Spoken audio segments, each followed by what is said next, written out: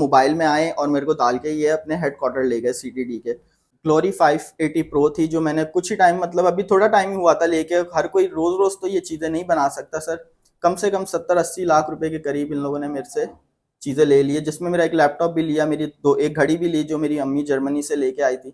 जी जनाब, अस्सलाम वालेकुम। सीटीडी के अफसरान की जानिब से किसी भी शहरी को अगवा कर लेना और फिर उससे तावान वसूल करना, ये बातें तो अब पुरानी हो गई। अब सीटीडी ने एक नया जो है वो अंदाज अपनाया है, जिसका एक शिकार शहरी मैं अब आपको दिखा रहा हूं। जनाब, ना सिर्फ उस शहरी को अगवा किया गया, ना सिर्फ उससे तावान लिया गया, बल्कि उसकी जो जेरे इस्तेमाल गाड़ी थी वो उससे छीन ली गई। वो गाड़ी अपने नाम ट्रांसफर करा ली गई। मतलब ये तमाम चीजें जो है वो बड़ी आसानी से जो है वो सीटीडी के अफसरान करा रहे हैं, और ना जाने क्यों ये जो उसी डिपार्टमेंट के डीआईजीज हैं, एसएसपीज हैं, ना जाने क्यों खामोश हैं।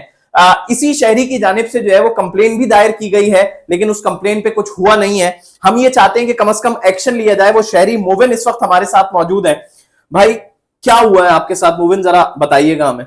सर मैं बस निकला हूँ अपने घर से एक दिन, मेरे को नहीं पता कि इनके क्या प्लानिंग है क्या नहीं। ये ऐसा ही काशिफ गुमन है, काफ़ी दिनों से मेरे को लगता है वो मतलब मेरे को नज़र में लेके रखे हुए थे और बैठे हुए थे। और मैं एक दिन निकला हूँ, मतलब मोबाइल में आए और मेरे को डाल के ये अपने हेडक्वार्टर ले गए सीटीडी के।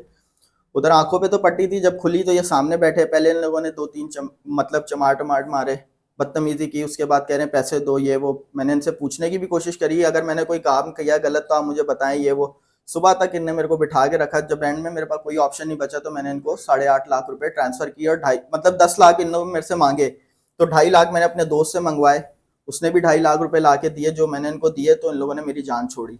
तो आप कोई गैर कानूनी काम करते हैं क्या? सर अगर कोई गैर कानूनी काम करते होते तो आप प्रूफ दें मेरे को। अगर मैं कोई गलत काम कर रहा हूँ, कुछ ऐसे किसी चीज़ में मुलव्विस हूँ, तो आप मेरे को सज़ा दी जाए।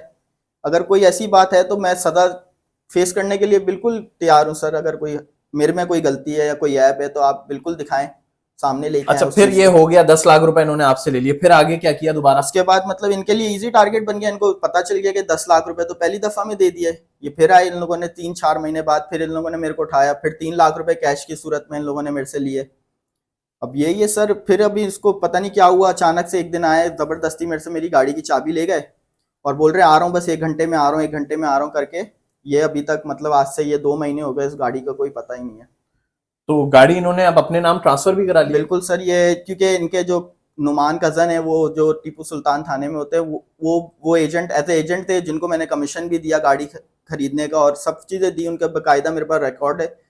लेकिन यही बात है सर, अब मिलके इन अपने कज़न के साथ अब गाड़ी अपने नाम पे करवा ली। अब मेरे को नहीं पता था कि ये कज़न है क्या है इनका आपस में, लेकिन ये इनका पूरी प्लानिंग के साथ मतलब इन लोगों ने ये काम किया। तो ये कितने अमाउंट आपके साथ जो है वो उन्होंने ले लिए आपसे? मतलब गाड़ी के भी पैसे अगर हम मिला लें तो कौन सी गाड़ी थी ये भी बता दें। ग्लोरी 580 प्रो थी जो मैंने कुछ ही टाइम मतलब अभी थोड़ा टाइम ही हुआ था लेके। हर कोई रोज रोज तो ये चीज़ें नहीं बना सकता सर। कम से कम 70-80 लाख रुपए के करीब इन लोगों ने मेरे से चीज़ें ले ली है, जिसमें मेरा एक लैपटॉप भी लिया, मेरी एक घड़ी भी ली जो मेरी अम्मी जर्मनी से लेके आई थी। तो मतलब ये ज़बरदस्ती कर रहे हैं, आप मतलब एक कितने तरीके पढ़े से लिखे सर। हैं, क्या काम करते हैं आप? सर मेरी ग्रेजुएशन होने वाली है और मैं सॉफ्टवेयर इंजीनियर हूँ। मतलब एक तरीके से फ्रीलांसिंग पे भी काम कर रहा हूँ मैं 3-4 साल से। और 2-3 साल मैंने कंपनी में काम करा है तो एज अ ये सॉफ्टवेयर डेवलपर। कोई आपको ये इसलिए ले रहे थे बार बार क्योंकि आप कहीं पे शिकायत भी नहीं कर रहे थे? बिल्कुल सर यही है, क्योंकि सर अब हमें हमें रास्ते नहीं पता थे ना कि कहाँ जाएं, किसको शिकायत करें। वही है, फिर वकील साहब को पकड़ा, उन्होंने बताया कि बेटा ऐसे करो तो शायद आपकी चीजें रिकवर हो जाए। नहीं तो कोई आपको, अभी आपने सीटीडी के किसी अफसर को कोई दरखास्त दी है? बिल्कुल सर, डीआईजी साहब को दरखास्त दी, एसएसपी साहब को दरखास्त दी, लेकिन कोई मतलब ऐसे कोई रिस्पॉन्स नहीं आ रहा उनकी तरफ से कि कोई एक्शन लिया जाए या उनको बुला के ही पूछा जाए कि भाई आप प्रूफ दें कि क्या चाहिए है। क्योंकि मेरे पास तो हर चीज का प्रूफ है। मैंने गाड़ी के पैसे दिए वो भी प्रूफ है, मैंने गाड़ी खरीदी। वो कहते हैं कि पैसे देने, अगर मैंने उनके कोई पैसे देने तो वो भी बताएं। अगर मैंने कोई चीज ली हो या पैसे दिए हो, वो उल्टा देनदार है मेरे सर। तो क्या अभी कोई जान से मारने की धमकियां या कोई और धमकियां आपको दी जा बिल्कुल रही सर। हैं? आपको क्या लगता है ये मतलब ऐसे नहीं करेंगे? मतलब एक दफा नहीं, ऑफिस में बैठ के ये मतलब कंप्लेन ऑफिस में बैठ के कह रहे हैं कि आप, मैं तुम्हें बाहर निकलो, मैं तुम्हें या तो तुम्हें मार दूंगा या तो खुद जेल चला जाऊंगा।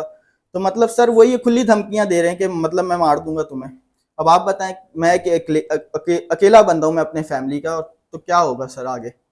जी देखिए, काउंटर टेररिज्म डिपार्टमेंट सीटीडी जो कि दहशतगर्दों के खिलाफ कार्रवाई करने की महारत रखता है और उसको ये चीजें हासिल होती हैं कि वो दहशतगर्दों के खिलाफ कार्रवाई करे, ना कि आम शहरियों को उठाए, उनसे पैसे वसूल करे, उनकी कीमती चीजें छीने और फिर उस पर सोने पे सुहागा ये कि अगर कोई पुलिस अफसर को कंप्लेन भी कर दे तो उस पर भी कुछ नहीं होता। तो डीआईजी साहब जो बहुत ज्यादा आसिफ एजाज शेख साहब दावे करते हैं कि जी वो शफाफियत जो है वो लाना चाहते हैं सीटीडी में और उन अहलकारों के खिलाफ कार्रवाई भी करते हैं, उन काली भेड़ों के खिलाफ कार्रवाइयां भी करते हैं जिनके खिलाफ शिकायतें उन्हें मौसूल होती हैं। तो ये एक शिकायत आपको ना सिर्फ की जा रही है बल्कि एक रिटन एप्लीकेशन इन्होंने आपके ऑफिस में जमा भी करा दी है।